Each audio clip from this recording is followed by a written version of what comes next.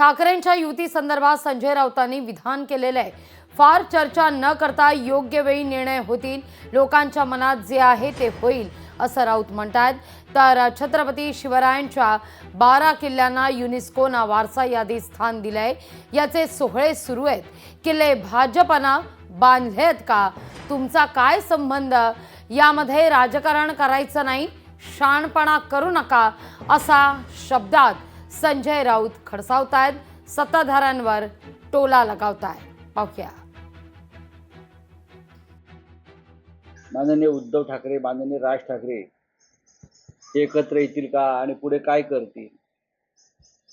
मला वाटतं त्याला महानगरपालिका निवडणुका अजून जाहीर झालेल्या नाहीत, त्या जाहीर होऊ द्या आणि त्यानंतर तुम्ही हा प्रश्न विचारा। पण ठीक आहे, मी एवढंच म्हणतोय की लोकांची इच्छा आहे, लोकांच्या भावना आहेत आणि लोकांचा रेट आहे। आणि स्वतः राज ठाकरे यांनी व्यासपीठावरून सांगितलेलं आहे की बाळासाहेब ठाकरेंचं स्वप्न साकार करू। आणि माननीय उद्धव ठाकरे म्हणालेले आहेत, लोकांच्या मनात जे आहे किंवा महाराष्ट्राच्या मनात जे आहे ते होईल। छत्रपती शिवाजी महाराजांचे 12 किल्ले हे युनेस्कोनं वारसा यादीत टाकले, याच्या त्या सोहळे सुरू आहेत सर्वत्र भाजपचे। हे तुम्ही केलं, तुमचा काय संबंध आहे? किल्ले तुम्ही बांधलेत।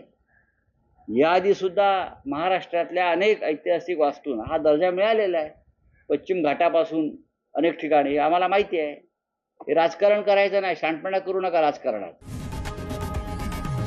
लोकशाही मराठी ऐका, पहा, जागरूक रहा।